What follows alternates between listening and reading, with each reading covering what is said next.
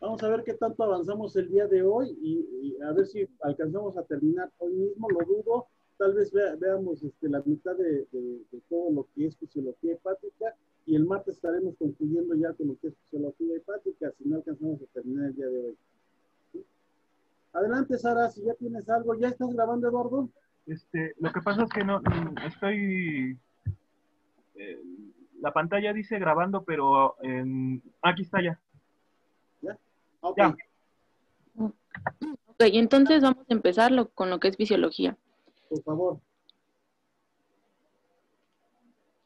Bueno, tenemos que en el hígado se va a llevar a cabo metabolismo y va a ser de suma importancia pues para el metabolismo de los carbohidratos, lípidos y proteínas.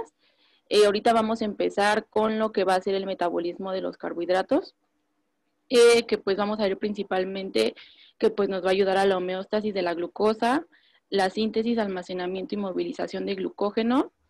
También va a haber una regulación hormonal y también vamos a ver la glucólisis como vía precursora de la síntesis de ácidos grasos. Aquí tenemos que pues los carbohidratos ingeridos en la dieta se van a transformar bajo la acción de enzimas en monosacáridos y pues encontré que la principal fuente de glucógeno hepático pues van a ser principalmente la glucosa y la fructosa. Estos van a llegar al hígado por la vena porta y van a ser rápidamente absorbidos por los hepatocitos y pues se dice que cerca del 50% de la ingesta de estos carbohidratos pues van a ser metabolizados aquí. Y pues aquí les puse una imagen pues de más o menos en dónde van a entrar estos monosacáridos como la galactosa, glucosa y fructosa que van a entrar pues al hepatocito. Que son pasos principales, ¿no? Para la formación de energía. Sí, así es que, bueno, vamos a empezar con lo que es la glucogénesis, que pues va a ser la síntesis de glucógeno, que va a ser la principal forma de almacén de carbohidratos y este proceso va a suceder principalmente en los hepatocitos periportales, que creo que es lo que comentábamos ayer en histología, que nos comentaba el doctor Campos, y pues va a ser en esta zona, en la zona 1, pues sí, del espacio portal. ¿Del acino de Rapaport o acino hepático? Sí. Encontré que, bueno, los pasos van a ser que pues, principalmente vamos a tener la ingesta de comida y 1 o 2 horas después, pues nuestra glucosa en sangre va a aumentar. Encontré que pues va a aumentar más o menos de 120 a 150 miligramos sobre decilitro. Esta glucosa va a entrar al hígado, a ver, déjeme poner el señalador. Esta glucosa va a entrar al hígado por medio de difusión facilitada, que va a ser por medio del GLUT2, que va a entrar al hígado, y esta va a pasar a glucosa 6-fosfato por medio de una enzima llamada glucosinasa exocinasa. Después de este paso, la enzima fosfoglucomutasa la va a convertir a glucosa 1-fosfato. Después de esto va a pasar a uripidina, me parece. No sé el esquema. A ver, regrésate una atrás, hija. Sí. Uridina, fosfato, glucosa. Apóyense siempre, si tienen el diagrama, apóyense en el diagrama. No todos somos bioquímicos y no nos vamos a acordar de todos los pasos. Lo que sí es importante es que vean cuáles son los pasos principales y cuáles son las enzimas principales que vamos a estar utilizando en este caso para que ingrese la glucosa al hepatocito. Pues necesitamos de una enzima. ¿Cuál es esa enzima? Pues nos estaba diciendo ahorita su compañera, una de ellas se llama, ¿dónde actúa? Y la glucosinasa, ¿en dónde actúa? Bueno, es que la encontré así junto como... Sí, las dos las tienes aquí. Sí, Que sí, las sí, dos, prácticamente las dos son lo mismo, ¿sí? Nada sí. más que una actúa a nivel hepático y la otra actúa en todos los demás tejidos. ¿Cuál es la que te suena que va a actuar a nivel hepático? La exocinasa. No. La glucosinasa, sí. La glucosinasa. Sí, por el...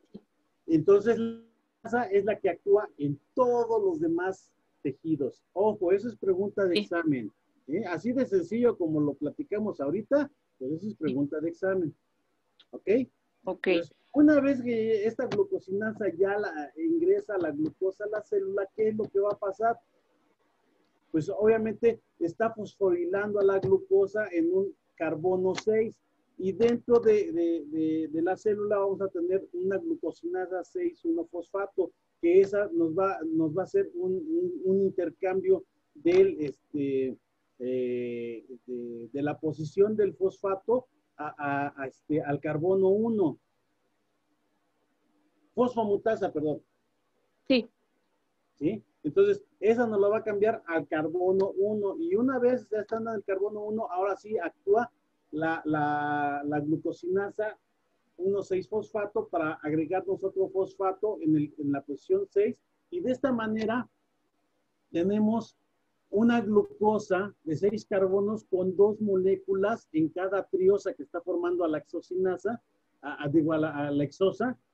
En cada triosa tenemos un fosfato y entonces ahí va a entrar en juego una enzima que nos va a dividir a esa hexosa en 2 triosas. ¿Cuál es la enzima que nos va a ayudar a hacer esto?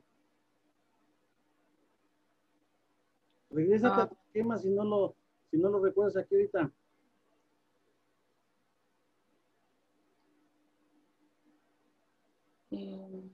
Es que aquí nos faltó parte del esquema de la glucólisis.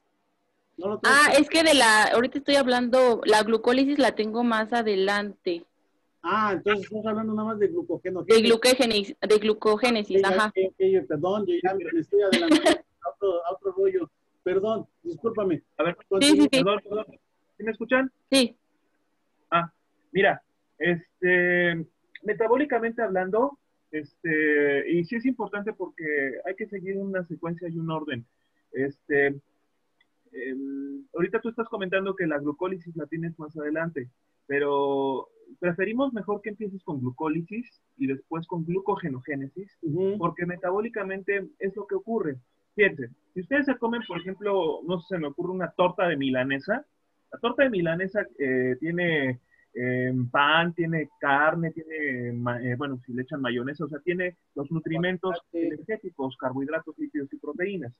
De estos nutrimentos energéticos, de donde se va a obtener principalmente la energía es de la glucosa, ¿no? Obviamente, bueno, si la torta de milanesa tiene grasita, tiene el aceite y la mayonesa, y los ácidos grasos le sirven para formar energía, pero en menor cantidad, y la proteína que tiene la carne, pues también le sirve para formar muy poquita energía, y lo demás me sirve para síntesis de proteínas. Entonces, principalmente lo que me va a servir para satisfacer mis necesidades energéticas es la glucosa. Entonces, ¿qué es lo que pasa?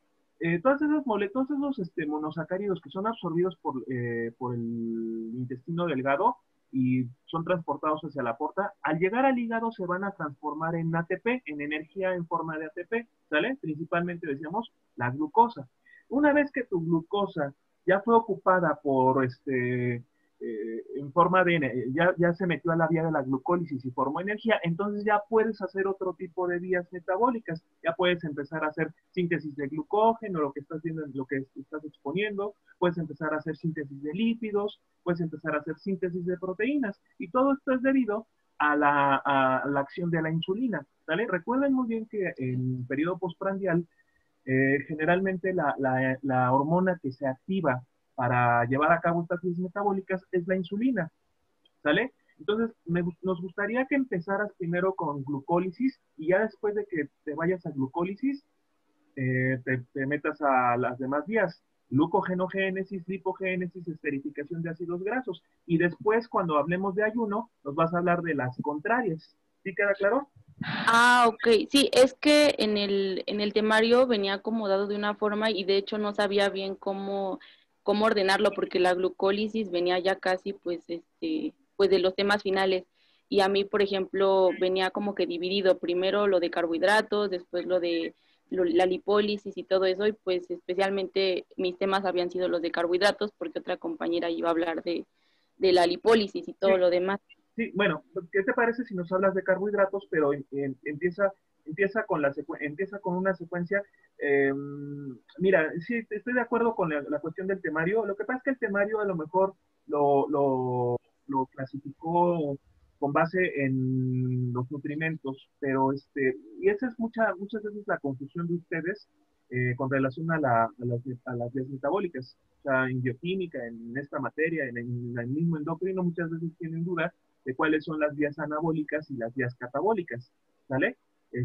Siempre que hablamos de anabolismo, hablamos de génesis, ¿no? Y siempre que hablamos de catabolismo, hablamos de lisis. Pero fíjense muy bien, yo podría decirles, bueno, glucogenogénesis, síntesis de glucógeno, pero ¿qué les parece si también les menciono cetogénesis, síntesis de cuerpos cetónicos? Yo pregunto, ¿ambas vías metabólicas se llevan a cabo en la misma secuencia, en el mismo estado metabólico?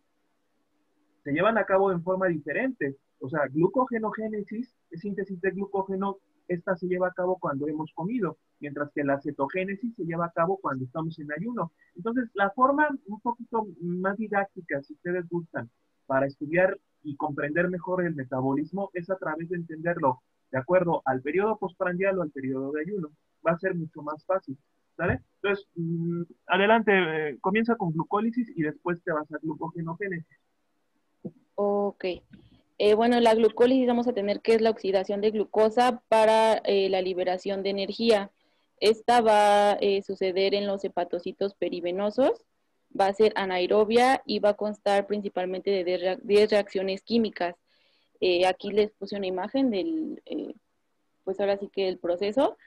Y como resultado, pues este glucólisis nos va a dar 2 moléculas de ácido pirúvico. Y pues aquí tenemos que principalmente también se van a liberar los ATPs. Y bueno, es que sí, creo que lo puse un poquito revuelto todo. No te preocupes. Porque después de aquí, bueno, vamos a tener que, después de que ya tuvimos las 2 moléculas de ácido pirúvico, estas se van a... El ácido pirúvico se va a juntar con la coenzima A. Regrésate al anterior. Mira, no es difícil.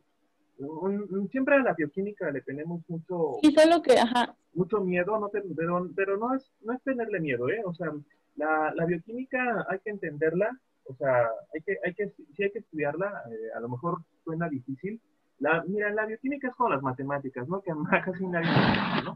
Pero si nosotros entendemos la bioquímica desde un punto de vista práctico y clínico, podemos entenderla mucho mejor. Entonces, recuerden, la glucólisis, como dice la diapositiva, es la oxidación de glucosa, ¿no? ¿Para qué? Para formar energía, ¿no? ¿Qué células y órganos realizan glucólisis? Todo el cuerpo, pero pues, obviamente estamos viendo al hígado y el hígado es una fábrica química multifuncional y se especializa dentro de tantas funciones en procesos bioquímicos. Bueno, dice ahí la compañera que se puede llevar a cabo bueno, que se puede, en este caso, llevar a cabo de 2 formas.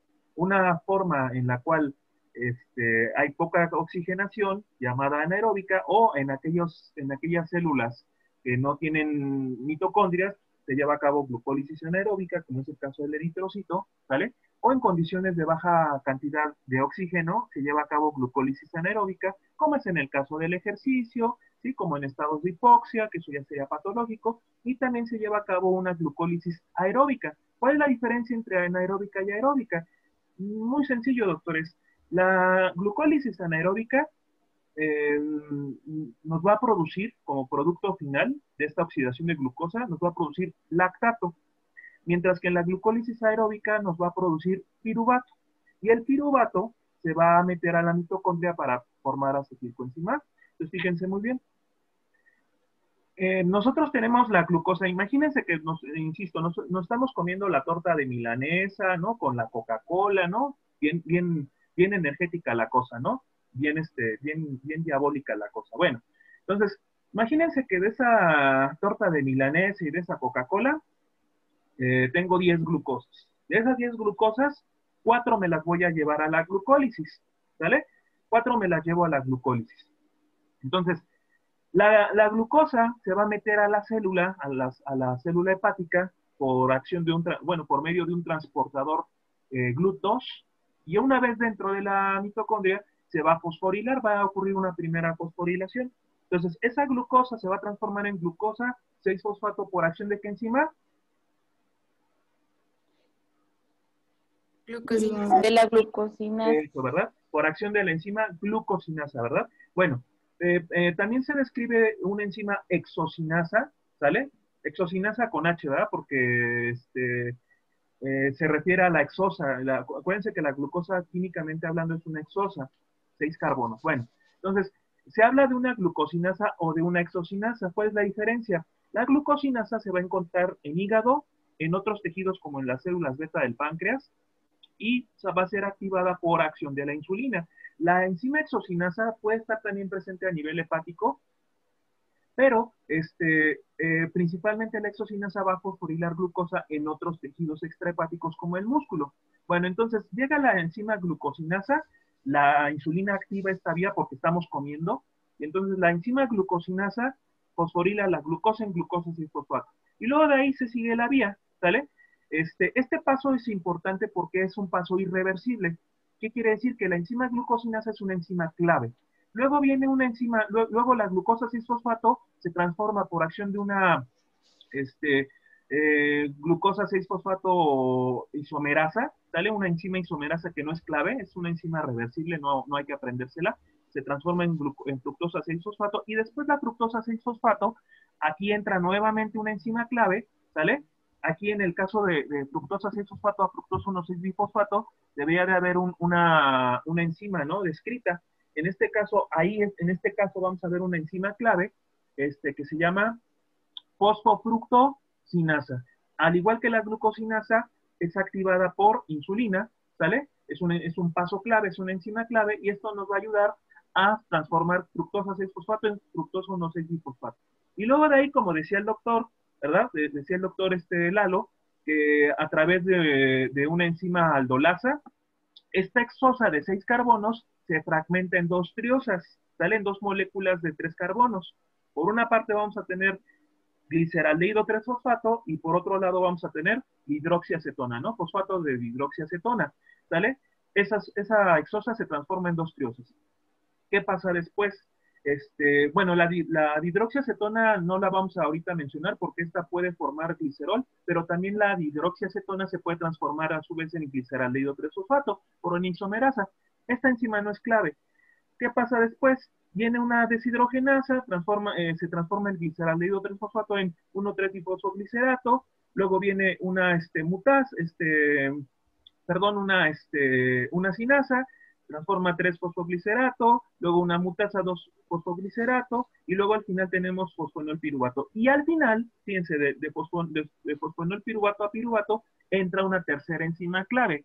Esta enzima clave que va a transformar fosfonolpiruvato en piruvato, ¿sale? Bueno, transforma en piruvato y luego de forma espontánea se transforma en piruvato. Entonces lo mencionamos en forma sintetizada. El fosfonolpiruvato se transforma en piruvato por acción de una enzima piruvato sinasa, ¿sale?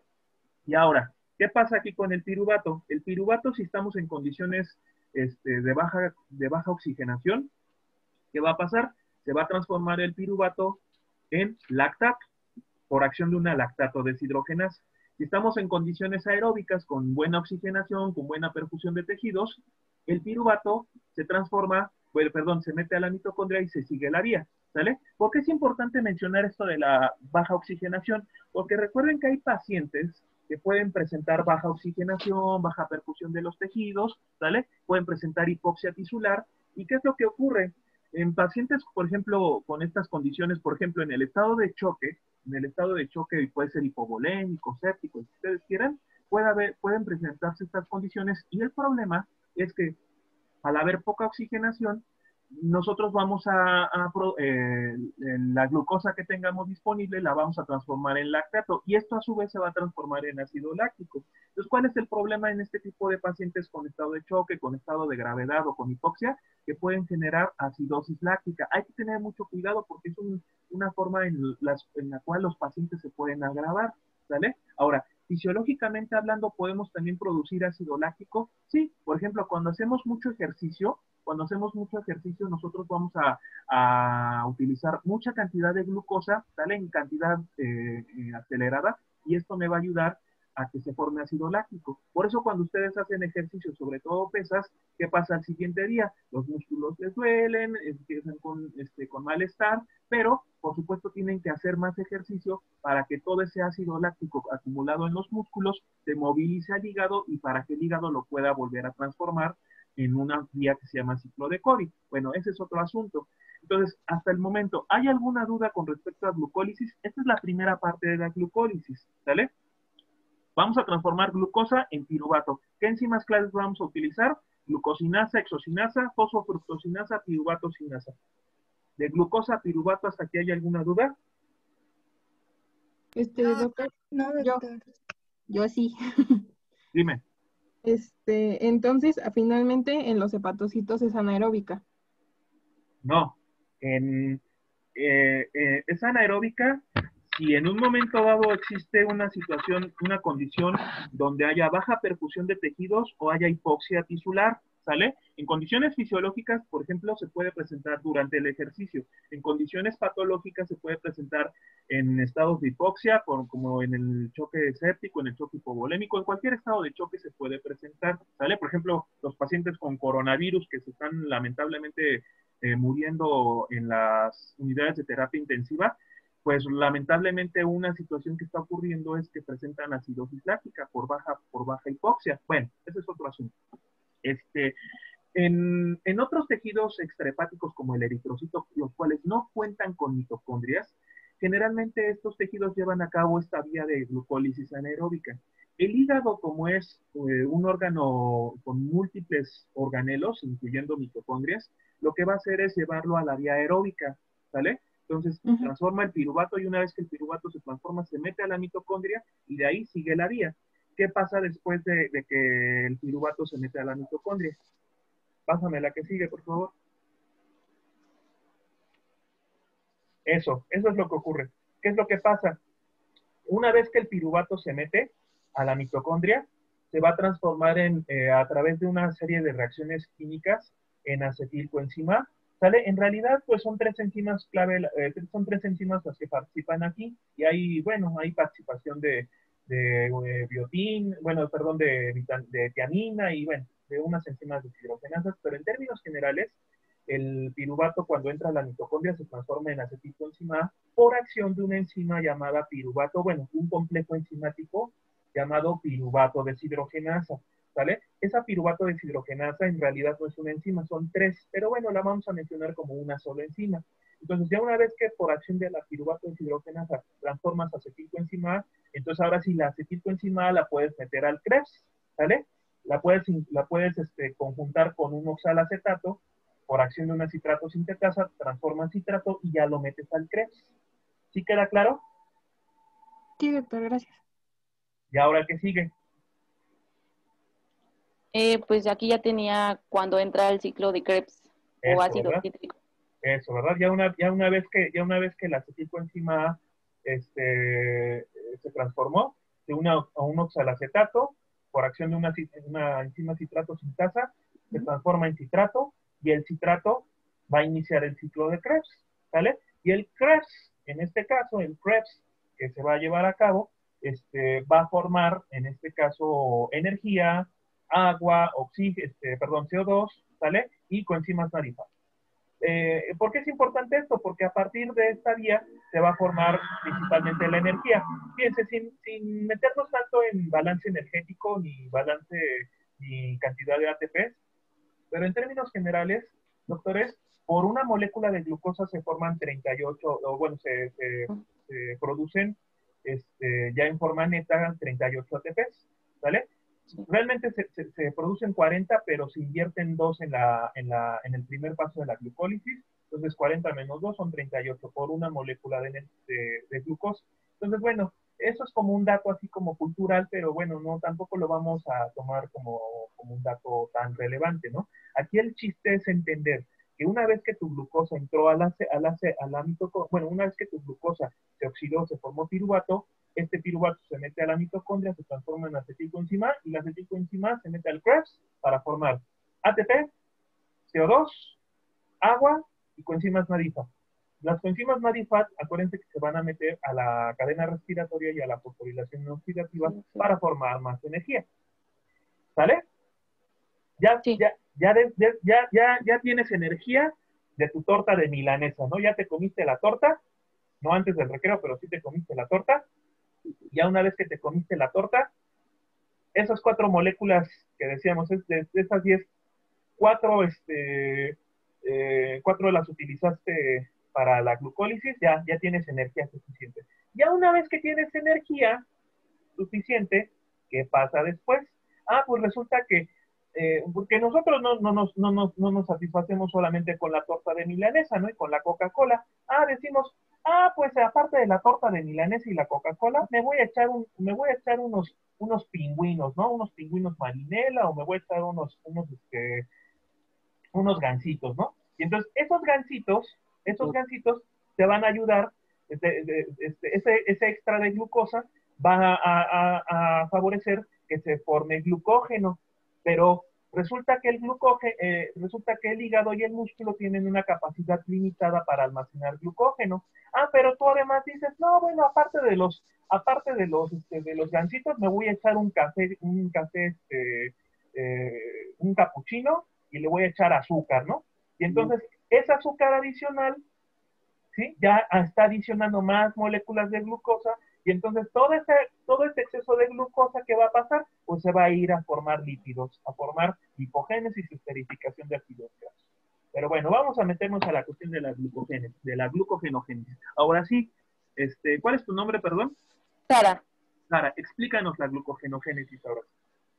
Pues es lo que, bueno, ahorita estaba comentando, que cuando pues ingerimos más glucosa, pues tras la ingesta de alimentos, el hígado pues va a almacenar este exceso de glucosa mediante este proceso llamado glucogénesis.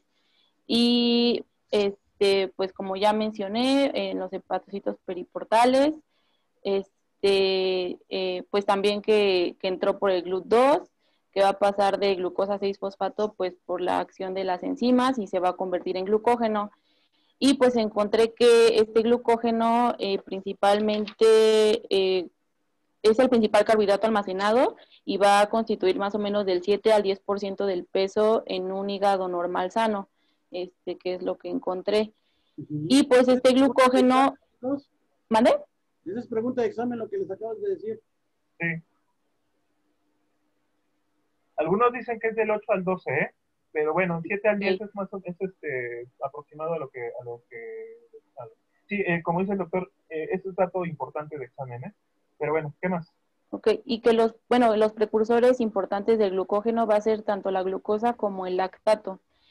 Y pues cuando nuestro cuerpo necesita, pues ahora sí que de glucosa, este glucógeno se va a liberar ahora sí que a la sangre, va a ser como, pues ahora todo lo contrario y va a ser la glucogenólisis. No. Eso del lactato sí no estoy de acuerdo. El lactato, el piruvato, el lactato, el glicerol y los aminoácidos son sustratos, pero de la gluconeogénesis. No. La glucogenogénesis, fíjate muy bien, ya tienes tu ATP, ya tienes energía suficiente, ¿sí? Tu hígado ya es feliz y está feliz y contento porque tiene energía, pero ¿qué va a pasar? Para que el resto de las glucosas no se estén mete a la glucólisis y se forme energía, llega un momento en el que se frena ese paso, ¿vale? Entonces, ¿qué pasa? Ya cuando tienes suficiente ATP y suficiente citrato, como el ATP en sí y las cantidades de citrato elevadas intracelulares van a bloquear el segundo paso clave de la glucólisis, ¿vale? Van en este caso a favorecer o van a impedir, mejor dicho, que la fructosa 6-fosfato se transforme en fructosa 1,6-fosfato. ¿Qué va a pasar? Sí. Acuérdate que de glucosa 6-fosfato a fructosa 6-fosfato había una isomerasa, pero era reversible. Entonces, ¿qué pasa? Sí. La fructosa 6-fosfato, al no poderse nuevamente fosforilar, ¿sí? Por la fosfofructosinasa, se vuelve a transformar en glucosa 6-fosfato. Y entonces, cuando se transforma en glucosa 6-fosfato, ¿vale? Esa imagen que tienes ahí en la diapositiva explica la gluconeogénesis, pero bueno, la podemos ocupar para glucogenogénesis. Entonces, la glucosa 6-fosfato, una vez que nuevamente se transformó, esa se va a meter a la glucogenogénesis. ¿Qué pasa? La glucosa 6-fosfato por acción de una mutasa, ¿sale? De una glucosa 6-fosfato mutasa, ¿sí? O fosfoglucomutasa también le llaman, se transforma en glucosa 1-fosfato. Y la glucosa 1-fosfato va a ser la precursora del glucógeno, ¿sale? Por ahí van a participar un trifosfato de uridina, va a participar una molécula de glucogenina, una proteína que es algo así como un molde, ¿sale? Y bueno, el trifosfato de uridina lo que va a hacer es unirse a la glucosa para formar trifosfato de uridina y glucosa, pero al final del día esto va a servir para empezar a formar, el glucógeno va a empezar a formar las uniones glucosídicas 1,4, por ahí también se van a formar las uniones 1,6, y estas uniones entre glucosas formando enlaces 1,4, los va a formar una enzima clave llamada glucógeno sintetasa o glucógeno sintasa, ¿sale? Si estamos hablando de glucogenogénesis, génesis de síntesis de glucógeno, pues va a participar una enzima llamada glucógeno sintasa. Decíamos que el glucógeno va a formar ramificaciones, enlaces alfa 1,6, y estos enlaces alfa 1,6 los va a favorecer una enzima llamada ramificante, que tiene un nombre muy complicado, pero bueno, para nosotros como cuates se llama enzima ramificante. Entonces, tenemos dos enzimas importantes aquí, la cual una de ellas es la clave porque es la que está controlada por la insulina. En este caso, la glucógeno-sintasa es la enzima clave de la glucogenogénesis. Entonces, una vez que la glucosa 6-fosfato, una vez que tienes glucosa 6-fosfato, la transformas en glucosa no fosfato, y de glucosa no fosfato, por diversas reacciones químicas, tú vas a transformarla en glucógeno, ¿no? Recuerda, la glucógeno sintasa te va a ayudar a formar los enlaces alfa 1,4 entre glucosas, y la enzima ramificante va a ayudarte a formar las ramificaciones, los enlaces alfa 1,6. ¿Sí queda claro esto en términos muy, muy generales, muy rapiditos? Sí, doctor. Sí, doctor. ¿Qué más? Adelante, adelante. Y pues también la glucogenólisis, que va a ser ahora sí que lo contrario, va a ser la degradación de glucógeno a glucosa, y esta principalmente va a suceder en el ayuno. Y pues para que haya esta degradación, pues leí que se debe de activar esta enzima, que es la glucógeno fosforilasa, para que pueda pues convertirse ahora de glucógeno a glucosa y liberarse a la sangre. Entonces, pues aquí vamos a tener el glucógeno, que por la enzima de la glucógeno fosforilasa va a regresar a glucosa 1-fosfato.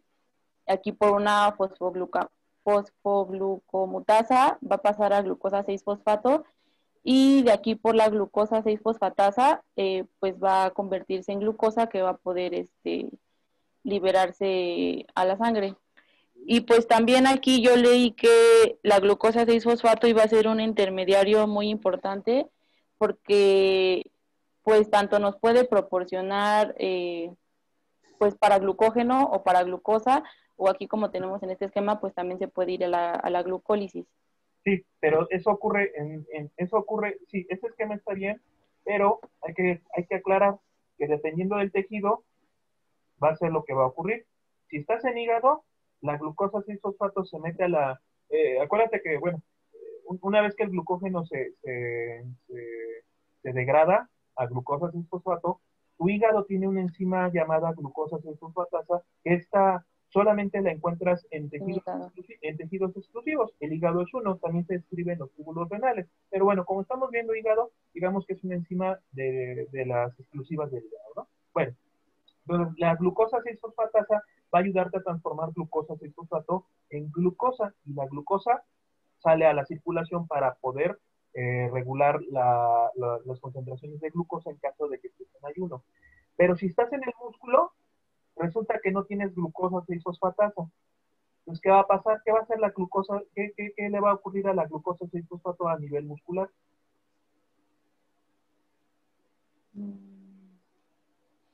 Sigue la otra vía. Tienes ahí tu esquema. La del piruvato para lactato. La Lactato de deshidrogenasa. No, se va a la glucólisis. Se mete a la glucólisis. Ajá.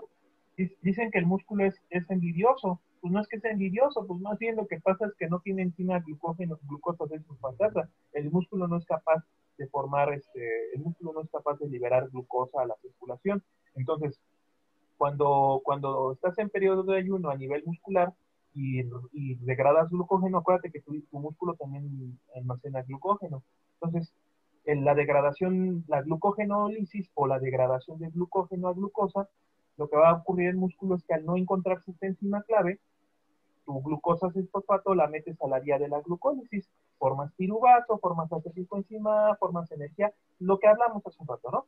Entonces, eso lo ocurre a nivel muscular, pero a nivel hepático, la degradación de glucógeno sí va a ayudarte a formar glucosa, la cual va a salir a la circulación, ¿sale? En este sentido, cuando estamos en periodo de ayuno, ¿sale? Cuando estamos en periodo de ayuno, lo que principalmente utilizamos para regular las concentraciones de glucosa, o sea, en el ayuno, nuestras concentraciones de glucosa van a tender a bajar, y para que el cerebro no sufra y para que no tengamos problemas, entran otras hormonas, ¿verdad? Como el glucagón, como las catecolaminas, como la adrenalina, ¿verdad? Y otras, principalmente glucagón y adrenalina. ¿Para qué? Para que degraden inicialmente el glucógeno. Entonces, a nivel hepático, el glucógeno se transforma a glucosa 6-fosfato por acción de, bueno, a glucosa 1-fosfato, luego a glucosa, regrésame la anterior, por favor. Sí. Glucógeno, glucosa 1-fosfato, glucosa 6-fosfato, glucosa, ¿sale? O sea, acuérdense, la enzima clave, así como teníamos una enzima clave en la glucogenogénesis, que es la glucógeno-sintasa, para glucogenólisis tenemos una enzima clave llamada fosforilasa glucógeno, fosforilasa que puede ser hepática o puede ser muscular. Acuérdense que también el músculo lleva a cabo glucogenólisis. Luego la glucosa 1-fosfato por acción de una enzima reversible, ¿verdad? La mutasa se transforma en glucosa 6-fosfato y al final la glucosa 6-fosfato por acción de una glucosa 6-fosfatasa se transforma en glucosa. Y entonces esto ayuda a que tus concentraciones de glucosa en el plasma incrementen, ¿vale? Se regulen. Por eso le dicen al hígado que es un órgano glucostato. ¿Qué es eso de glucostato? De que pues Que siempre va a ayuda a tener la presencia homeostasis de de la glucosa. glucosa. ¿Qué es un termostato, por ejemplo? ¿Qué es un termostato? Por ejemplo, El que regula el paso del líquido. No, ¿qué es un termostato? Por ejemplo, Que regula la temperatura. Claro, la temperatura, pues por ejemplo, un clima, un aire acondicionado tiene su termostato, una plancha tiene su termostato. Pues el termostato pues, es un aparato, es un dispositivo que regula la temperatura. ¿Qué se imaginan entonces que es un glucostato? Que va a regular la glucosa. Claro, es un regulador de las concentraciones plasmáticas de glucosa. Entonces nuestro hígado es maravilloso en ese sentido. ¿Por qué? Porque si tú estás comiendo, si tú ya comiste tu torta de milanesa, te ayuda a meter todas las glucosas para que tus concentraciones de glucosa que se elevaron de forma temporal porque te comiste la torta, te ayuden a regularlas, ¿no? A normalizarlas. Y en un momento dado también, si tú estás en ayuno y tus concentraciones de glucosa bajan, tu hígado ayuda a que se aumenten las concentraciones de glucosa por dos vías. Una de ellas es la glucogenólisis. Ahora, el hígado tiene reservas limitadas de glucógeno. Entonces, ¿al cabo de cuánto tiempo se acaban las reservas de glucógeno?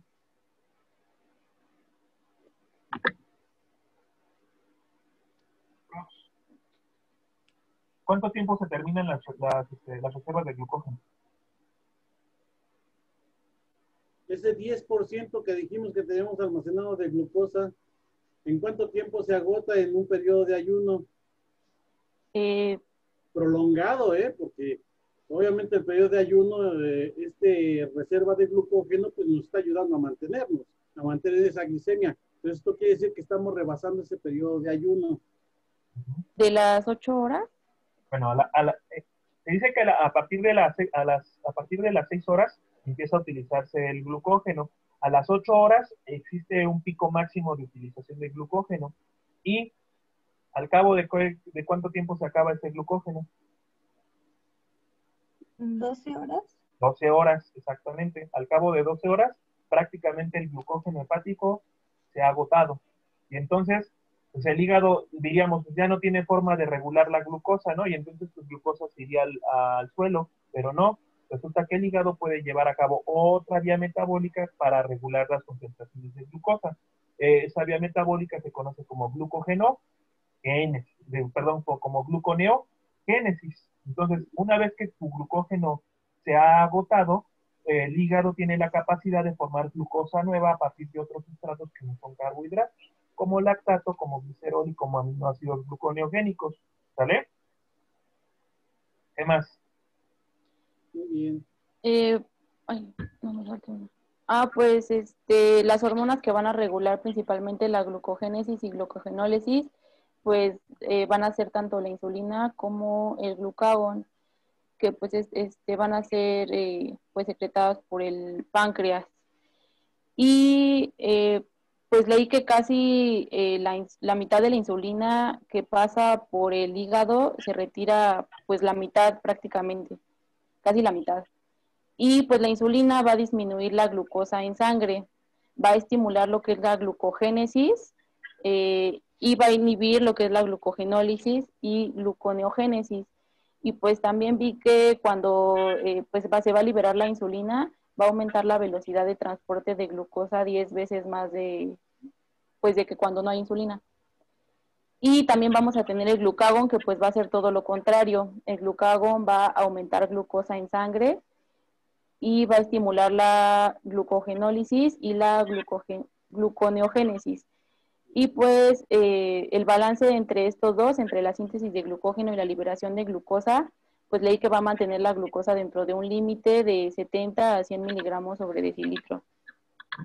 ¿En qué periodo se va a liberar insulina y en qué periodo se va a liberar glucagón? Bueno, tengo lo de aquí de hiperglucemia y la hipoglucemia. Que cuando la... No. Ahorita, la pregunta sencilla. ¿En qué periodo se libera insulina y en qué periodo se libera glucagón para que se pueda llevar a cabo todo eso? ¿Insulina es en postprandial? Exactamente, en el periodo postprandial, es decir, cuando estamos comiendo, después de comer o cuando estamos comiendo. ¿Y el glucagón? En ayuno. En ayuno, ¿verdad? Por eso ya se dieron cuenta que es importante mejor entender las vías metabólicas. Si estamos en periodo postprandial o estamos en periodo de ayuno, es mucho más sencillo. ¿Por qué? Porque de eso va a depender si se libera insulina o se libera glucagón. Ahora, es importante, porque muchas veces ustedes confunden o muchas veces ustedes no tienen claro qué se lleva a cabo a través de las hormonas. Entonces, una hormona, si estimula una vía, no puede estimular a la vía contraria, ¿sale? Me voy a centrar en el caso de la insulina, ¿no? Si la insulina está estimulando la glucogenogénesis, no puede a su vez simultáneamente inhibir a la glucogenólisis. Es algo así como decirles, siéntate y párate al mismo tiempo. Pues, o te sientas o estás de pie o estás sentado, pero no puedes hacerlo de forma simultánea esas acciones, ¿no? O yo les digo también en forma coloquial, si les gusta el fútbol, no le puedes ir a la América y a su vez le puedes ir a las Chivas, ¿no? O le vas a uno o le vas a otro, ¿no? Entonces, en el caso de las hormonas ocurre lo mismo. Si hablamos del glucagón, el glucagón estimula la glucogenólisis y estimula la gluconeogénesis, pero no puede simultáneamente estimular a sus vías contrarias. ¿Cuál sería la vía contraria de la glucogenólisis? Pues la glucogenogénesis. ¿Cuál sería la vía contraria de la gluconeogénesis? La glucólisis. ¿Sí queda claro esto? Sí. ¿Qué más? Y pues venía lo de los factores para la hiperglucemia y la hipoglucemia. Y pues en la hiperglucemia, pues ya como lo había comentado el doctor, cuando pues después de una ingesta de comida se va a estimular la insulina, ya que va a haber mucha glucosa. Va a favorecer la formación de glucógeno y obviamente va a bloquear la producción de glucosa Y pues, como ya hemos visto, comentado también la adrenalina va a tener un factor importante pues en la activación de esto. Y pues la hiperglucemia pues principalmente se presenta en la diabetes, ¿no? Y encontré que pues la hiperglucemia va a ser cuando haya valores mayores de 126 miligramos sobre decilitro en el ayuno y mayores a 200 miligramos sobre decilitro postprandial. Y por otro lado, la hipoglucemia, pues va a ser cuando se haya valores menores a 70 miligramos sobre decilitro. En la hipoglucemia, pues va a haber un aumento de glucagón, va a disminuir la insulina, se va a activar la glucogenólisis, pues también, ya hemos comentado que en el ayuno prolongado, también cuando hay una alimentación muy deficiente, también se va a presentar cuando hay ejercicios intensos y prolongados, como pues ejercicios ya de competencias y demás horas cuando entrenan.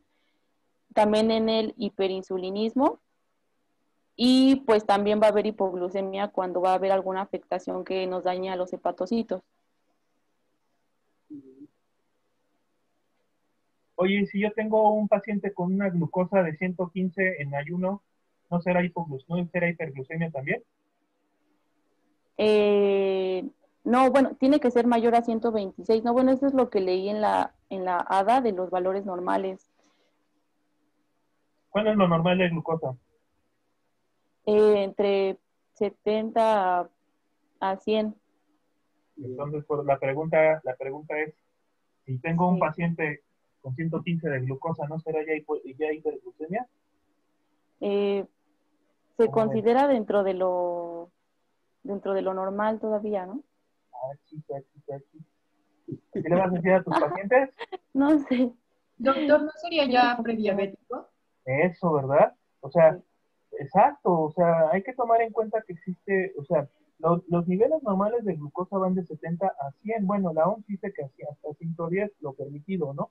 Pero bueno, en México como rompemos las reglas y como no obedecemos ni nada, seguimos tomando Coca-Cola y comiendo mal, ¿no? Entonces, en el caso de bueno, hay algunas instituciones o hay algunas asociaciones que reducen las cantidades de glucosa a 100. Entonces, ya con 101, con 103 y de glucosa que te llega a tu paciente, ya tú a veces dices, oiga, es que ya está por arriba de 100, ya es prediabético, ¿no? Entonces, y bueno, imagínense con una glucosa de 115 ya es también prediabetes, ¿no? Entonces, hay que tener mucho cuidado, doctores, porque un paciente con glucosa de 115, de 118, no está normal, o sea, no es un paciente que esté con concentraciones normales de glucosa, doctores.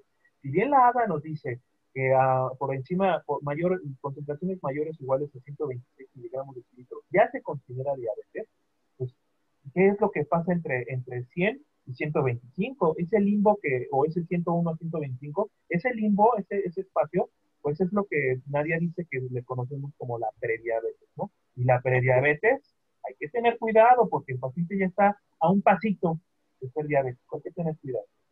A ver, gracias, Eduardo. Nadia, sí tienes razón, yo comulgo mucho con eso, con lo que les dijeron en PC, ¿sí? Porque lo equiparamos, hagamos de cuenta que estamos diciendo, pues ustedes entonces, ¿están preembarazadas o están embarazadas o no están embarazadas? ¿Sí? De esta manera, lo que le está diciendo el doctor Campos, pues sí, hay un rango en el que hace muchos años, no hace mucho, unos 10, 15 años, se manejaba que un rango entre los 100, 110, 115 se considera un paciente como normal, ¿sí? De repente se empezó a utilizar el término prediabético. Realmente el término como prediabético no existe. Existe un término que se denomina como paciente con resistencia a la insulina o paciente con, ay, se me fue el otro término. Glucosa alterada. De hecho, el término correcto es, intolerancia a la glucosa. Sí, es glucosa alterada de ayuno o intolerancia a carbohidratos en el caso de la postprandial. ¿sí? Entonces, el término prediabético como tal no existe, ¿sí? Es un término que coloquialmente el médico ha adoptado para darle a entender al paciente que está en este rango que en cualquier momento se va a volver diabético y se va a volver dependiente de hipoglucemiantes orales o dependiente de insulina, ¿sí? Entonces, como tal, el término prediabético no debería de existir. Para nosotros como médicos lo que debemos de manejar es ese término de paciente intolerante a carbohidratos o a la glucosa o paciente con resistencia a la insulina. ¿Quiénes son los que más generalmente presentan resistencia a la insulina? Los gorditos, ¿sí? Los gorditos, como un servidor, tenemos ese problema de que la misma obesidad genera una capa lipídica alrededor de los tejidos, que esto nos va a generar un rechazo, bueno, no un rechazo, sino una dificultad para que la insulina pueda ejercer ese efecto en las células de permeabilizar membranas para que ingrese la insulina, la glucosa, perdón, ¿sí? Entonces, sí, estoy de acuerdo contigo, nada más que queríamos ejemplificárselos con los términos que actualmente, sí tiene razón, la ADA así lo maneja, ¿sí?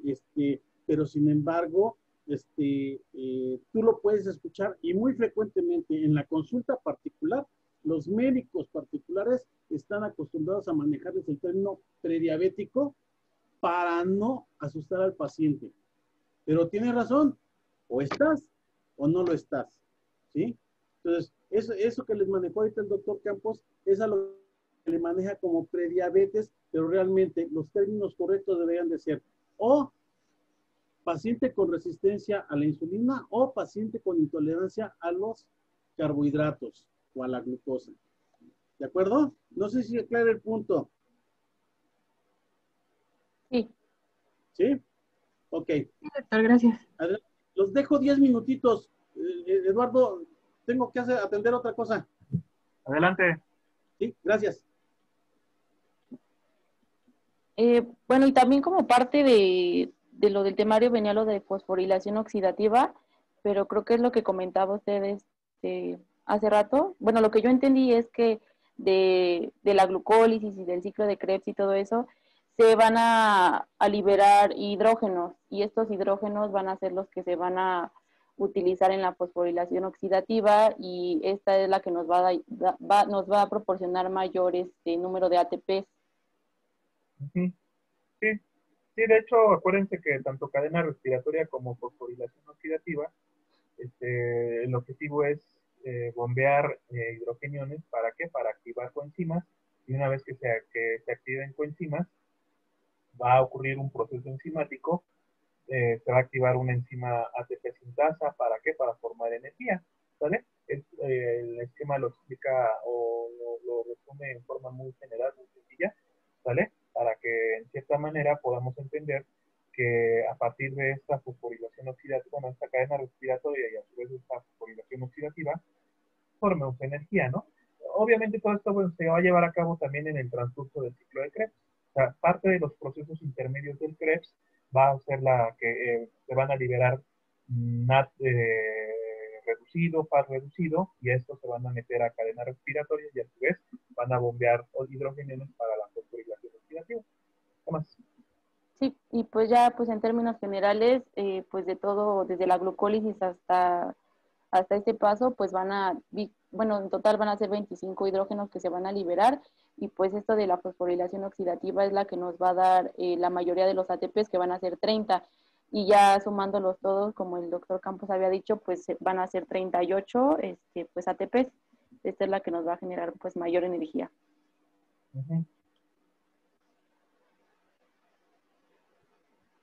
Bueno, y para el metabolismo de los lípidos, las funciones de regulación de grasas ocurren en casi todos los tejidos y tiene funciones específicas que son la beta-oxidación de ácidos grasos y formación de ácido acetoacético y formación de la mayor parte de las lipoproteínas, las cuales son necesarias para el transporte del colesterol a todos los tejidos.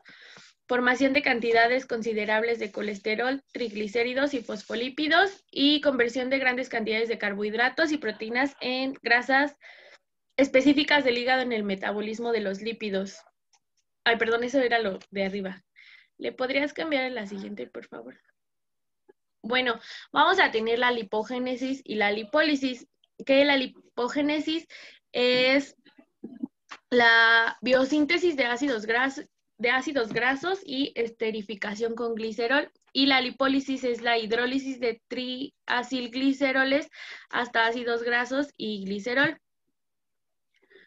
Vamos a tener que los ácidos grasos que provienen de los triacilglicéridos almacenados en el tejido adiposo o de la circulación entran en las células y se degradan por la beta-oxidación hasta acetilcoenzima A en las mitocondrias de los tejidos. Desde la acetilcoenzima A se pueden generar los cuerpos cetónicos. Bueno, en el esquema, por ejemplo, nos dice que de triacilgliceroles se convierten a ácidos grasos. De ahí vamos a tener que van a convertirse en acetilcoenzima A por ayuda de FADH y NADH en la cetogénesis. Y se pueden ir a beta-oxidación para llegar a la fosforilación oxidativa. También de acetilcoenzima A nos vamos al ciclo del ácido cítrico. Victoria. Del ácido cítrico y para conversión del colesterol. Bueno, estas son reacciones, ¿cómo se dice? Reversibles, es lo contrario. ¿Sí estoy bien, doctor? A ver, y de la misma manera, de la misma forma en como vimos carbohidratos, vamos a ver lípidos. O sea, recuerden muy bien dos periodos, el periodo de ayuno y el periodo, el periodo postprandial y el periodo de ayuno. ¿Qué se va a llevar a cabo en el periodo postprandial cuando ustedes comen? Lipogénesis. Exactamente. Se va a llevar a cabo lipogénesis y esterificación de los ácidos grasos. Esas dos vías en términos generales. Bueno, y además tendríamos que agregar, porque el programa lo marca, colesterogénesis también. ¿Sale? Bueno, entonces, se va a ocupar una vez que tenemos suficiente cantidad de energía y ya formamos glucógeno, ahora lo que vamos a formar en el periodo postprandial es grasita, ¿sale? O sea, vamos a llevar a cabo la vía de la lipogénesis, la esterificación de ácidos grasos y también la vía de la colesterogénesis. Cuando estamos en periodo de ayuno, y bueno, en el periodo postprandial todo esto se favorece por acción de la insulina. Mientras que en el periodo postprandial, perdón, en el periodo de ayuno, ¿sale? Como no tengo muy poquitas concentraciones de glucosa y la poca glucosa que tengo en el plasma la voy a enviar al cerebro para que el cerebro la ocupe, pero el hígado, por ejemplo, para que siga trabajando necesita energía. Entonces, ¿qué es lo que va a utilizar el hígado para poder seguir trabajando? Pues va a utilizar las reservas de grasa. Entonces, en el periodo de ayuno, por acción de hormonas como el glucagón, las catecolaminas, el cortisol, la hormona de crecimiento, ¿sale? Van a realizar las vías de la lipólisis y una vez que se lleva a cabo, acuérdense, bueno, lipólisis es que se degrade el triacilglicerol en ácidos grasos y el ácido graso una vez que lo tengo formado, bueno, que lo tengo ya liberado, lo meto a la mitocondria para la beta-oxidación. La beta-oxidación me ayuda a formar energía, mucha energía, ¿vale? Muchísima, más que los carbohidratos, y en cierta forma también, como la beta-oxidación produce muchas moléculas de acetilcoenzima A, va a saturar al ciclo de Krebs en cierto punto, y esto va a ayudar a formar cuerpos cetónicos, cetogénesis. Por eso, lipogénesis y esterificación de ácidos grasos van mucho de la mano, así como van mucho de la mano lipólisis, beta-oxidación y cetogénesis. Eso es lo que ocurre cuando estamos en periodo de ayuno, ¿sale? Por eso cuando estamos en ayuno, cuando estamos recién levantados, que dejamos de consumir alimentos durante 8 horas, es el periodo que estamos durmiendo, a veces nos levantamos con un aliento, ¿no? Con un aliento característico, no es que no nos hayamos lavado los dientes, ¿no? Bueno, si no se lavaron los dientes, ¿sí? Tienen mala higiene, por supuesto que van a tener halitosis, pero si tienen una buena higiene oral, pero dejaron de consumir alimentos durante 8 horas, se levantan con un aliento característico, ¿no? Un aliento a acetona, ¿sale? Un aliento con aroma a acetona, ¿no? No sé si han alguna vez olido la acetona, pero bueno, les dicen algunos que ese aliento afrutado. Bueno, es relativo, esto no es así como que muy exacto, ¿no? Algunos dicen la manzana podrida o a sidra podrida, a sidra echada a perder. No, no es así, ¿no? No tienes como un aliento a acetona, ¿no? ¿Qué más?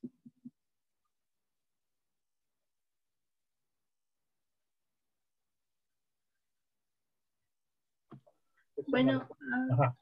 ahora vamos a hablar acerca de las lipoproteínas.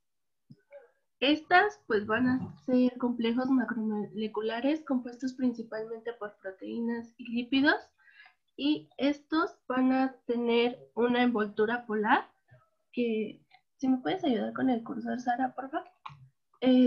Van a tener colesterol en su envoltura polar, van a tener fosfolípidos y apolipoproteínas. Y van a contar también con un núcleo apolar, que van a ser los ésteres de colesterol, que son como los triangulitos naranjas con colita, y los triacilgliceroles. Dentro de las funciones de las lipoproteínas, la principal va a ser transportar las moléculas lipídicas de un órgano a otro. Y dentro de las lipoproteínas vamos a tener a los kilomicrones, a las lipoproteínas de muy baja densidad, de baja densidad y de alta densidad. ¿Me puedes dar a la siguiente, por favor?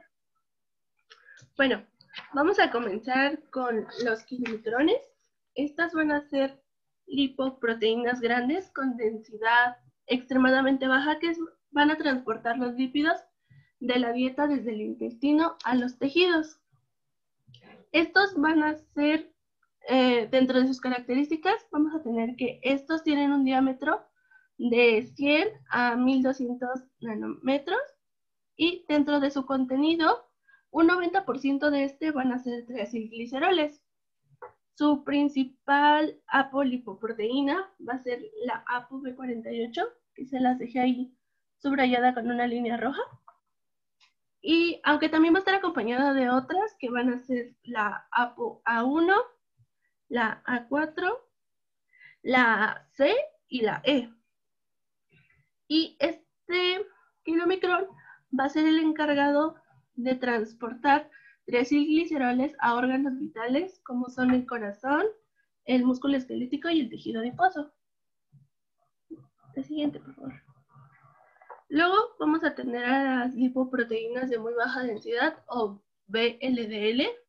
Estos van a ser complejos macromoleculares sintetizados en el hígado y van a ser los encargados de transportar los lípidos a los tejidos extrahepáticos.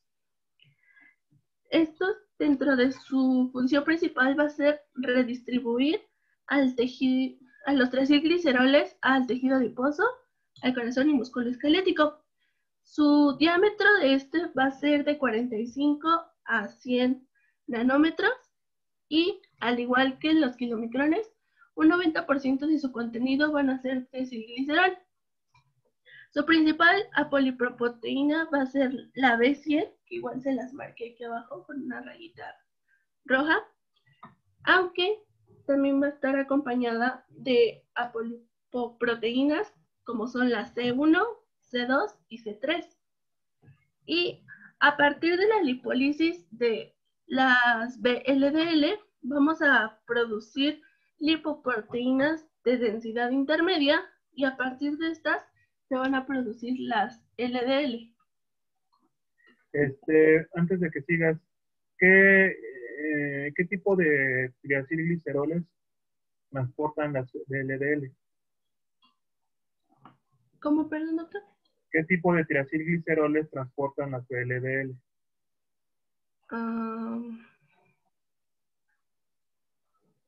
No recuerdo. Pásale al anterior, por favor. ¿Se acuerdan cuando hablamos de kilomicrones? Cuando hablábamos de mecanismos de asimilación de nutrimentos. Sí, más o menos. Bueno, ¿qué es lo que... ¿se acuerdan que cuando hablamos de absorción de ácidos grasos, bueno, de digestión y absorción de lípidos y la absorción de ácidos grasos a nivel intestinal, ¿sabes? O sea, estamos haciendo ya la integración, ¿no? Recuerden, los ácidos grasos de cadena larga, ¿sí? Los ácidos grasos de cadena larga, recuerden que van a ser resterificados en triacilgliceroles a nivel del enterocito. Una vez que el triacilglicerol se resterificó, se van a juntar moléculas de colesterol, moléculas de fosfolípidos, moléculas de triacilgliceroles ya previamente resterificados, y inclusive se pegan ahí las vitaminas liposolubles, y junto con una proteína en el aparato de Golgi todo se empaqueta para formar al kilomicrón. Y el kilomicrón, ¿recuerdan por qué vía viaja? Inicialmente. Sí, por vía linfática. Exactamente, ¿verdad? O sea, por medio de exocitosis, por medio de exocitosis, en este caso, el kilomicrón sale al vaso pilífero, sale al vaso central pilífero de la vellosidad, y a través de este pilífero el kilomicrón se transporta por la vía linfática y de ahí recorre la circulación linfática, luego el torrente venoso y luego el torrente arterial. Bueno, ¿sale? Torrente circulatorio. Pero aquí, ¿cuál es el detalle? El kilomicrón va a transportar triacilgliceroles, al igual que los LDL, pero ¿cuál es la diferencia? Que los triacilgliceroles que transporta, en este caso, el kilomicrón son triacilgliceroles exógenos, triglicéridos exógenos. ¿Qué quiere decir eso? Que vienen de fuera, son como los de la dieta y así. Exactamente, son los triacilgliceroles exógenos que vienen de afuera, por lo tanto son los triacilgliceroles de la dieta. Esa es pregunta de examen, doctores, ¿eh? Entonces, les estamos pasando algunos tips, ¿verdad?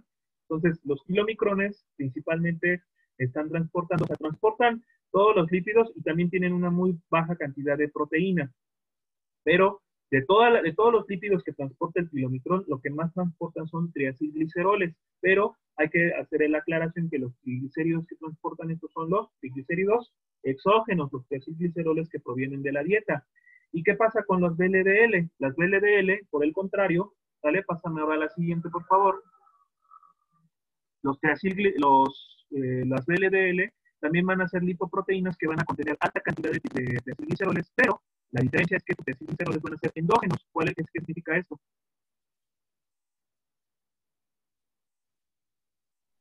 Que están, bueno, se formaron dentro de el sistema o en el cuerpo. Dentro del organismo. ¿Y de dónde se pueden formar triacilgliceroles?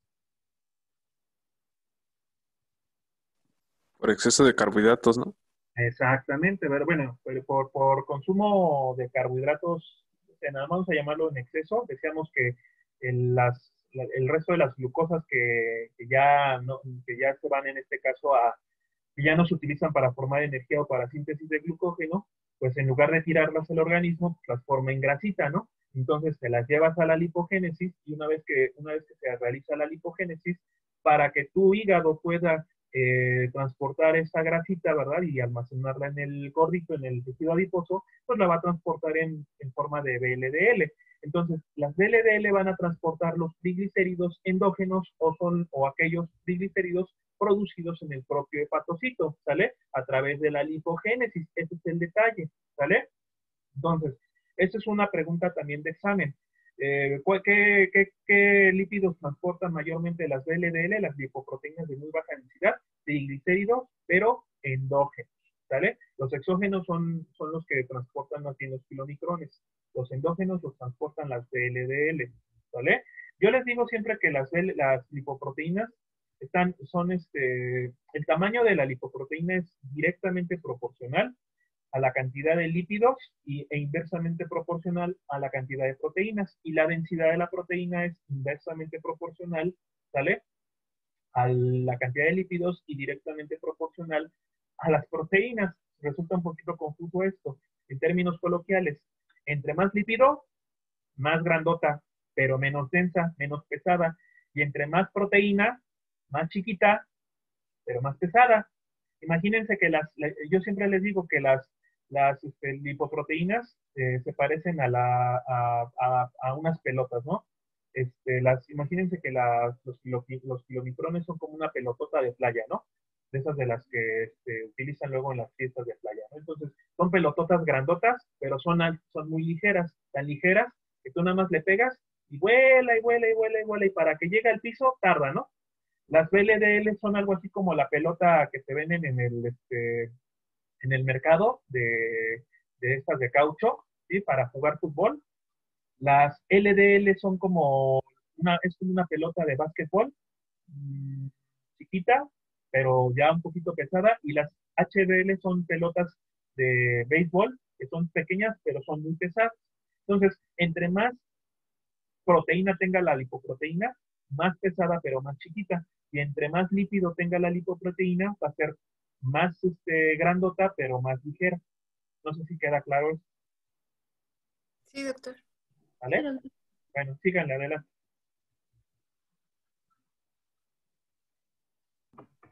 Bueno, ahora vamos a hablar de las LDL. Estas van a ser una partícula igual compuesta de lípidos y proteínas y se va a encargar de transportar las grasas al torrente sanguíneo.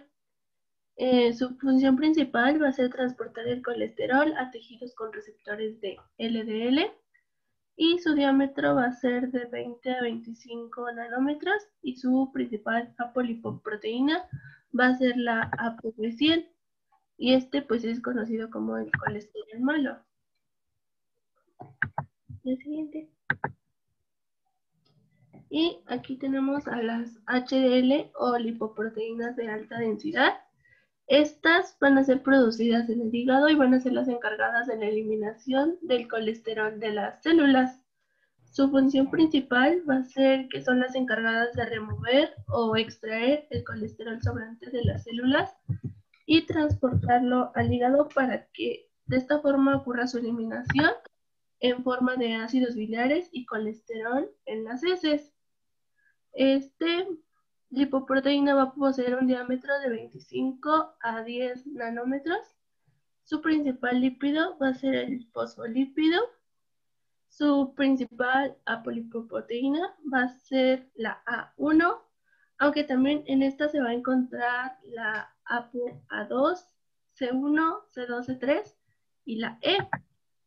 Y encontré que el 30% de estas lipoproteínas van a ser producidas en el hígado y un 70% va a ser producida en el intestino.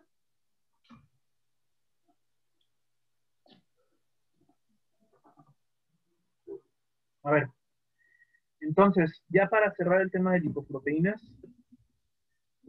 ustedes seguramente han escuchado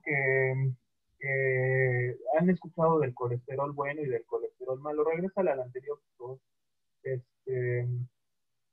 Han escuchado del, entre comillas, colesterol bueno y colesterol malo. No, bueno, no es que sean colesterol bueno ni colesterol malo, también son lipoproteínas, LDL, HDL, ¿vale?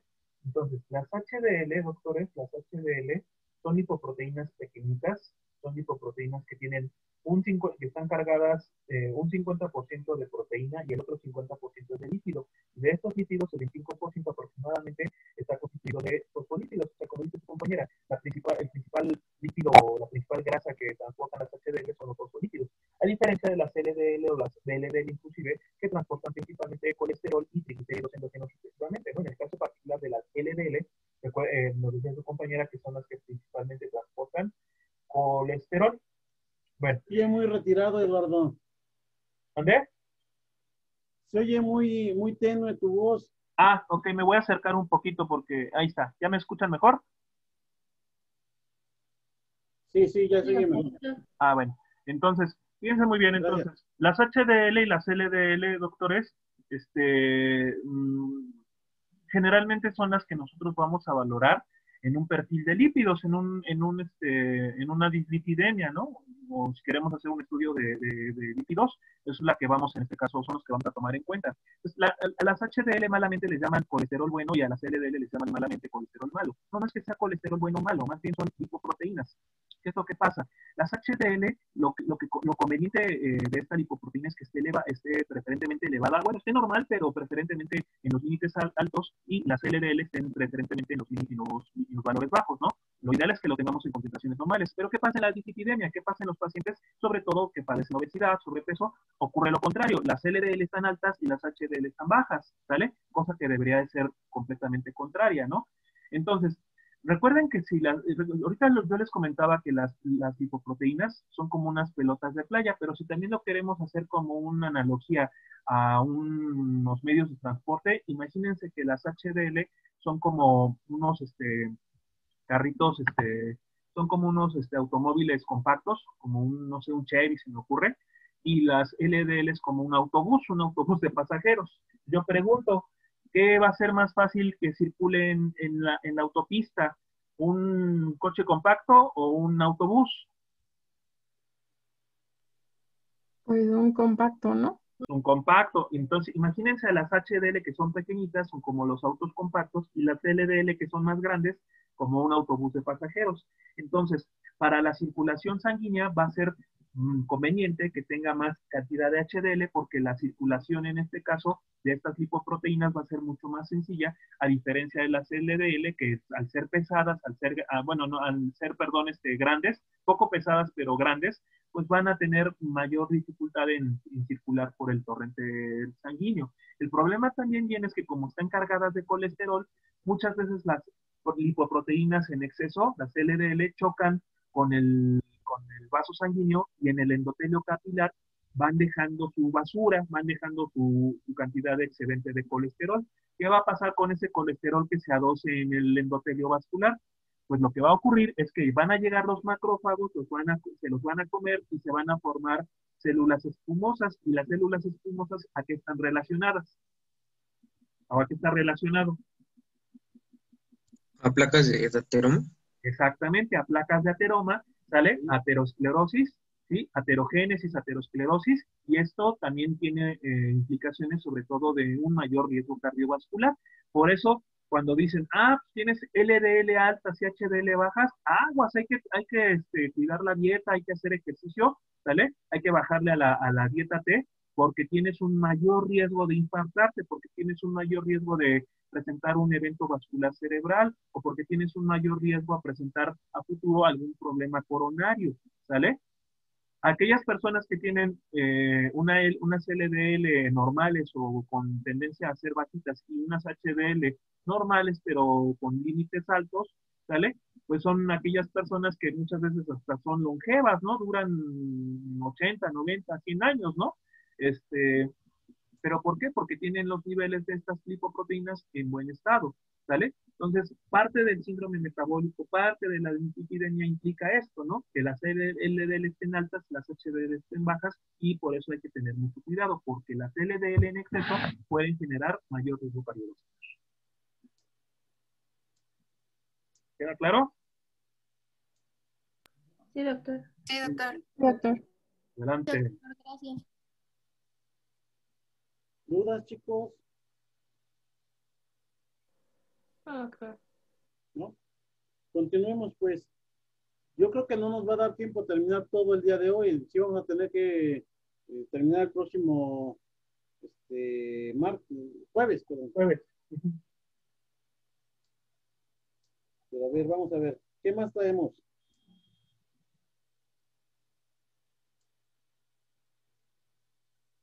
¿Qué seguiría?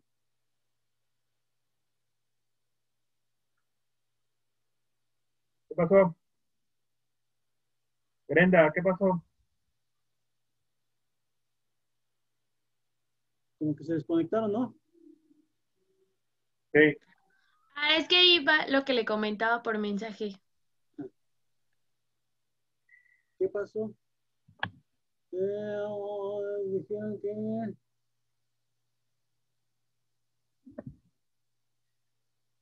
Un favor, ¿podrán dejar de compartir la pantalla? Un momento. Permítanme un momento, voy a abrir una presentación rápida.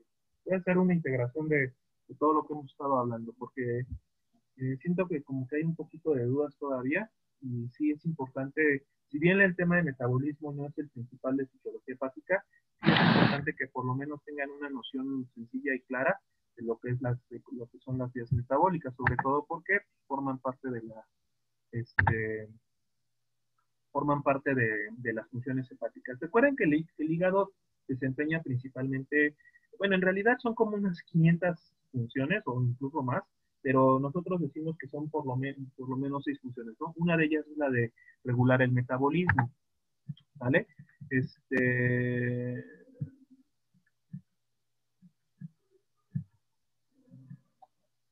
Ahí está. Ahorita comparto pantalla, permítanme un momento, por favor. Tengo la presentación. Compartir pantalla. Compartir.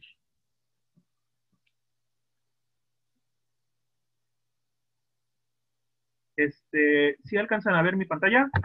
Sí. Fíjense, entonces recuerden, en estado postprandial, doctores, en estado postprandial, nosotros vamos a llevar a cabo la vía de la glucólisis anaeróbica y aeróbica, bueno, dependiendo de la situación en la que se encuentra el organismo y de las células, hablando en particular del hígado, recuerden que es aeróbica, ¿vale? O sea, glucosa, piruvato, acetilcoenzima A, Krebs, energía, ¿no? Y una vez que ya tenemos cubiertas las necesidades energéticas, nosotros vamos a tender a almacenar glucógeno por medio de la glucogenogénesis, ¿sale? Y una vez que este almacenamiento de glucógeno quede cubierto, pues los excedentes de glucosa los vamos a llevar a la formación de lípidos, ¿sale? Lipogénesis, esterificación de ácidos grasos, y por aquí también tendríamos que apuntar que además de estas vías de lípidos, se llevaría a cabo colesterogénesis y, por supuesto, que síntesis de proteínas, ¿no? Proteogénesis. Recuerden que las proteínas de la dieta solamente me aportan un 10% de energía, ¿sale? O de todas las proteínas que yo consumo en la dieta, solamente un 10% de estos aminoácidos me van a ayudar a formar energía y el 90% restante me van a ayudar a formar síntesis proteica, ¿no? ¿Para qué? Para formación de tejidos, formación de proteínas de transporte, formación de proteínas de pigmento, etcétera, etcétera, etcétera.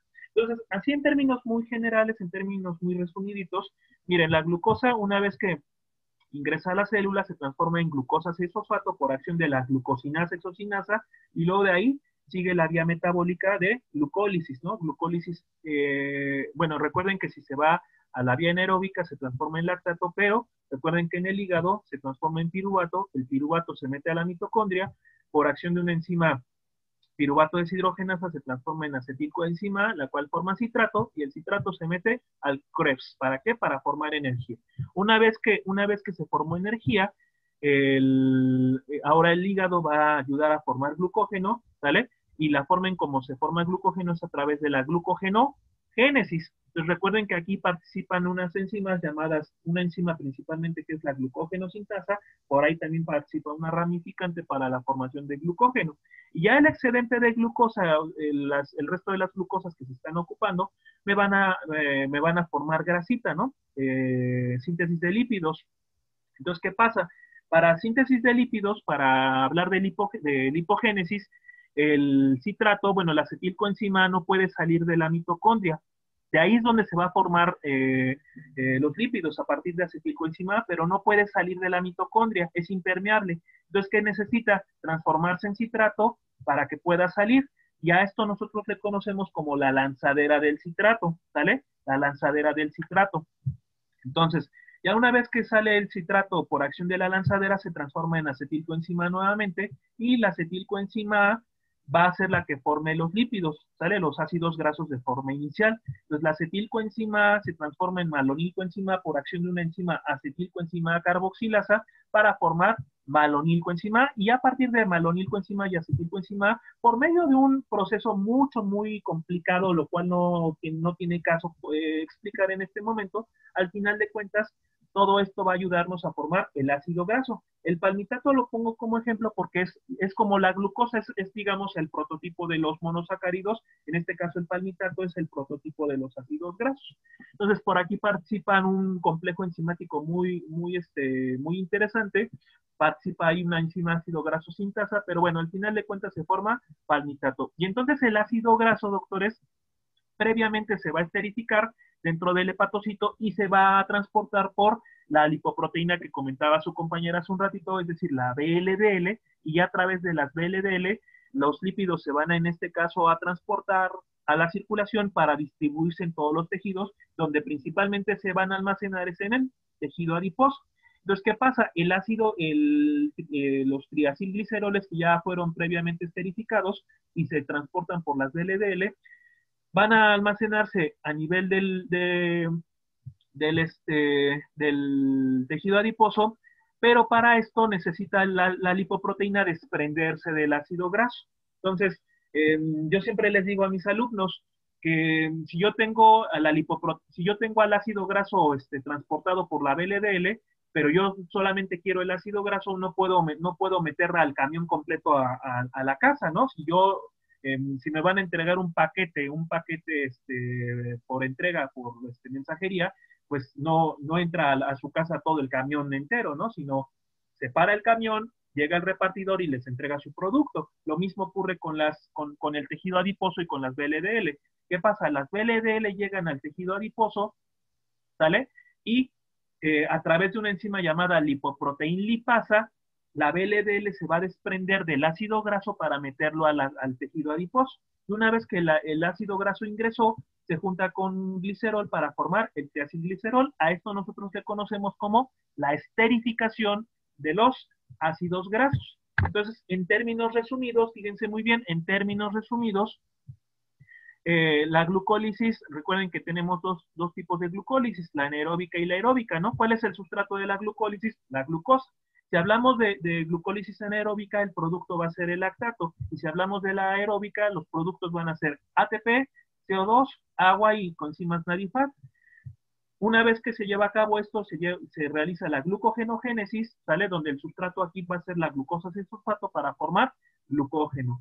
Y decíamos, una vez que se forma el glucógeno, se va a formar grasa, ¿no? Entonces, inicialmente tenemos lipogénesis, donde el sustrato va a ser la acetilcoenzima para formar el ácido graso, y después el ácido graso lo vamos a esterificar, ¿sale? Entonces, vamos a esterificar el ácido graso para formar triacilgliceroles. ¿Qué hormonas son las que regulan todo esto? Principalmente, y aquí vamos a remarcarlo, la insulina es lo que favorece esto, porque esto se lleva a cabo en periodo postprandial, y también las hormonas tiroideas T3 y T4 en concentración normal favorecen todo esto, ¿sale? Pero ¿qué pasa cuando estamos en el periodo de ayuno? Cuando estamos en el periodo de ayuno, me voy a bajar un poquito más para acá, ¿sale? Cuando estamos en periodo de ayuno, ¿qué es lo que vamos a realizar? Glucogenolisis, que es lo contrario a glucogenogénesis. Vamos a llevar a cabo gluconeogénesis, y en el caso de los lípidos vamos a llevar lipólisis, beta-oxidación y cetogénesis, ¿sale? Entonces, en este esquema así ya muy resumido, ¿sale? Yo tengo aquí mis concentraciones de glucosa bajas porque he dejado de comer por un cierto tiempo, ¿sale? Entonces, al cabo de unas horas, nuestro glucógeno hepático lo vamos a ocupar para regular las concentraciones de glucosa a través de la glucogenólisis. Por ahí nos hablaban de una enzima fosforilasa, la cual transforma el glucógeno en glucosa no fosfato, después se transforma en glucosa 6-fosfato, y recuerden que si estamos a nivel hepático, la glucosa 6-fosfato se transforma en glucosa por acción de una enzima glucosa 6-fosfatasa. Pasan unas 8 horas, 9 horas, 12 horas y se agota el glucógeno. Y ya una vez que se agotó el glucógeno, yo necesito de igual forma que el hígado regule las concentraciones de glucosa en el plasma, y para esto nosotros vamos a llevar a cabo la gluconeogénesis, ¿sale?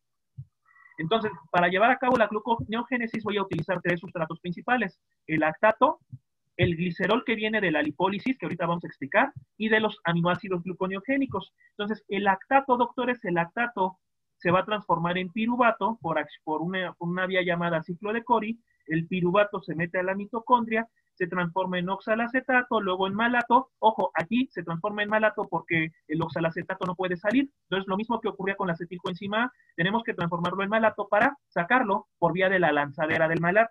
Y una vez que se transforma el malato, se vuelve a transformar en oxalacetato, y de ahí en fosfoenol piruvato.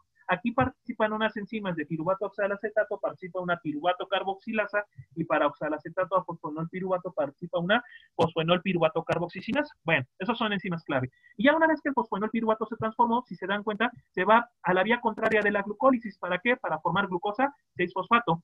Y una vez que se transforma en glucosa 6-fosfato, esta se transforma en glucosa por acción de una glucosa 6-fosfatasa.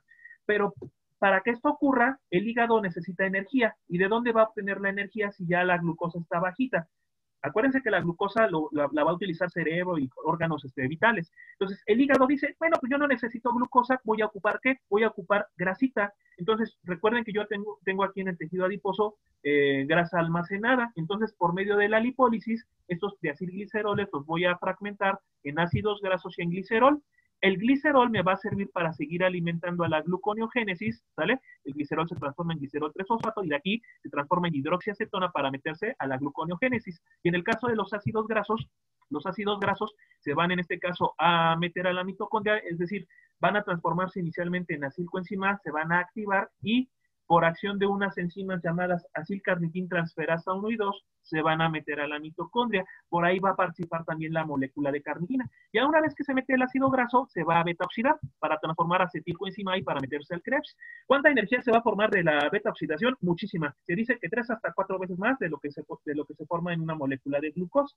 Entonces, la acetilcoenzima, en términos generales, doctores, se va a saturar al ciclo de Krebs y lo que va a hacer la acetilcoenzima como forma alternativa es formar cuerpos cetónicos. Entonces, ¿qué va a pasar? La acetilcoenzima va a transformarse en acetoacetilcoenzima, después en otra molécula que se llama hidroximetilbutadilcoenzima A, y bueno, al final de cuentas, todo esto se va a transformar en acetoacetato, que este es nuestro primer cuerpo cetónico.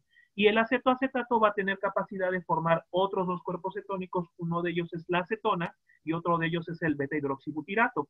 El beta-hidroxibutirato es hidrosoluble, es el que se elimina por la orina cuando hay un proceso de cetonuria. Y la acetona, doctores, es un cuerpo cetónico volátil que lo podemos liberar a través de la ventilación. Por eso cuando nosotros estamos en ayuno de 8 horas y nos acabamos de levantar por la mañana, a veces tenemos un aliento a acetona, ¿sale? ¿Por qué? Porque estamos liberando por medio del aliento esta acetona que se está produciendo en ese periodo de ayuno, ¿sale? Y bueno, en términos generales, estas son las vías metabólicas que se llevan a cabo en el periodo de ayuno. Si se dan cuenta, las hormonas que regulan todo esto son las contrarias a la insulina. En el caso de la glucogenólisis, lo regula glucagón adrenalina, y en el caso de la gluconeogénesis, además de glucagón y adrenalina, también participan cortisol, hormona de crecimiento, y cuando T3 y T4 están elevadas, también llevan a cabo estas vías contrarias. ¿Dudas hasta aquí, muchachos? Esto es un resumen así muy rápido de lo que es el metabolismo intermedio, complementando a lo que sus compañeras comentaron. No, doctor, no tenemos dudas. Bueno, yo no tengo dudas. No, doctor, todo bien, gracias. Todo bien, doctor. Muy bien. Gracias, Eduardo, por el breviario cultural. Bueno, pues yo creo que hasta aquí le vamos a dejar en esta ocasión, Eduardo, porque en 20 minutos no creo que terminemos de ver el resto de fisiología. Ok, sí, claro que sí. Voy a parar en este momento la grabación.